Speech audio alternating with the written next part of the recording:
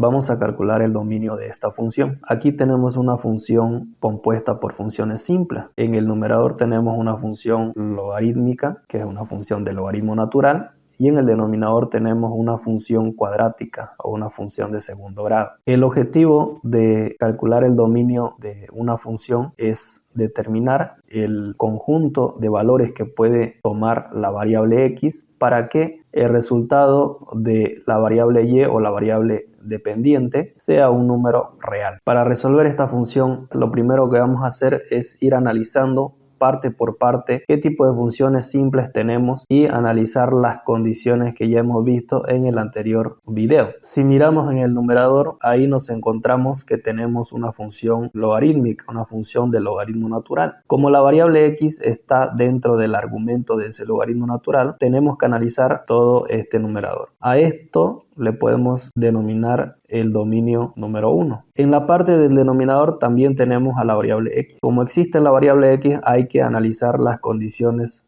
que conocemos. Si existe un denominador y la variable x está contenida ahí, lo que tenemos que hacer es aplicar la condición de denominador, que dice que ese denominador debe ser distinto de 0. Entonces a este le vamos a llamar dominio número 2. Esos serían los dominios parciales que hemos encontrado en esta función. El dominio final va a ser simplemente la intersección del dominio parcial 1 con el dominio parcial 2. Para simbolizar intersección colocamos este símbolo que significa intersección. Recordando las condiciones que hemos estudiado para calcular el dominio de cualquier tipo de función, vamos a analizar particularmente cada uno de estos dominios. Para el dominio número 1, la condición que tenemos es condición de logaritmo natural. Si el logaritmo natural contiene a la variable x, el argumento debe ser mayor que 0. Entonces, de acuerdo a esa condición, agarramos todo lo que está en el argumento, que sería x menos 3, y condicionamos a que debe ser mayor que 0. Para el dominio 2 tenemos un denominador. La variable x está en el denominador. De acuerdo a las condiciones que hemos visto, ese denominador debe ser distinto de 0. Entonces agarramos todo lo que está en el denominador, que lo voy a colocar en dominio número 2. El denominador debe ser distinto de 0. Ahora tenemos que resolver estos dominios parciales. Aquí simplemente tengo una desigualdad de primer grado. Despejo la variable x y voy a tener este menos 3, lo paso al otro lado con más 3 y tendría esta desigualdad. Para el dominio 2 lo que tengo es una ecuación cuadrática. Eso podría resolverlo utilizando el caso número 6 debido a que el coeficiente de x al cuadrado es 1. Voy a utilizar el caso número 6 que consiste en abrir dos factores, dos paréntesis. Esto debe ser distinto de 0. Colocamos en cada factor la variable x. Al primer factor le colocamos el signo del segundo término. En este caso es positivo. Para el segundo factor o el segundo paréntesis multiplicamos el signo del segundo término con el signo del tercer término. Más por menos me va a dar menos. Y recordando el procedimiento que hay que hacer aquí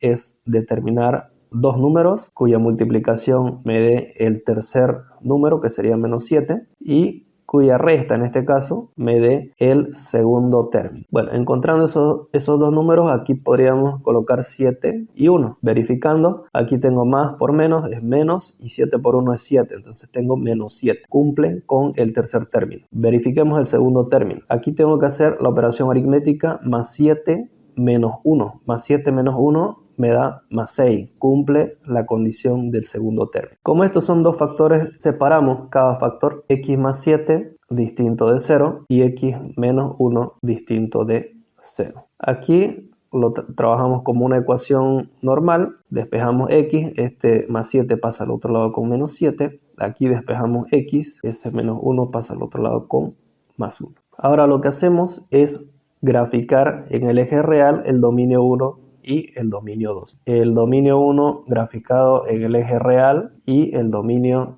2 graficado en el eje real. Este extremo es el menos infinito y este extremo es el más infinito, menos infinito y más infinito. El primer dominio parcial me dice que todos los valores de x son mayores que el 3. Ese punto número 3 lo voy a ubicar por esta parte. Aquí estaría el número 3. La desigualdad apunta hacia la derecha, por lo tanto, en el eje real gráficamente se representaría de esta manera. En el dominio parcial 2 tenemos x distinto de menos 7 y x distinto de 1. La solución para ese dominio 2 serán todos los números reales excepto el menos 7 y excepto el 1. Es decir, que está excluyendo a estos dos números de la solución. Colocamos todo el eje de los números reales y ubicamos los dos puntos que se excluyen, que sería el 1 y el menos 7. El 1 debe estar por aquí y el menos 7 por este lado. Todo lo demás es solución de ese dominio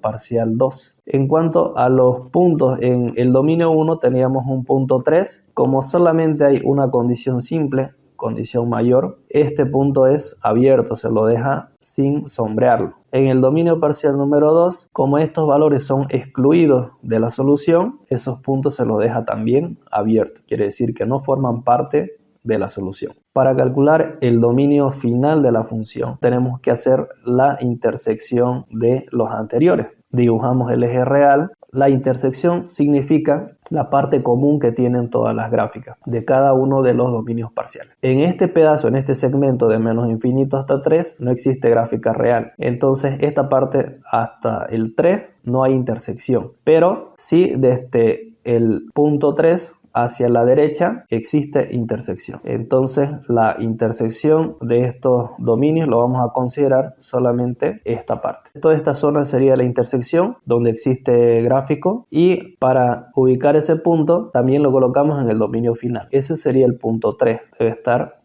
por aquí. Para saber si este punto va a ser cerrado o abierto, tenemos que ver cómo está en cada intervalo. El primer intervalo se ve que es abierto y en el segundo intervalo del dominio 2 estaría sombreado porque forma parte de la solución, como si esto estuviera cerrado para el dominio 2. El resultado de la intersección, basta que un punto esté abierto para que el resultado sea abierto. Este punto va a ser abierto. La intersección sería hacia el lado derecho, por lo tanto la gráfica para el dominio final vendría en ese mismo sentido. El intervalo, lo mismo, aquí es menos infinito, aquí es más infinito. Gráficamente ya tenemos el dominio de la función. En forma de intervalo sería de la siguiente manera. El dominio de la función sería igual. Ahí colocamos en forma de intervalo todo el segmento que está representando esta gráfica, desde el punto número 3 hasta el más infinito. Ese punto número 3, como es abierto, lo representamos como un corchete abierto hacia afuera y el más infinito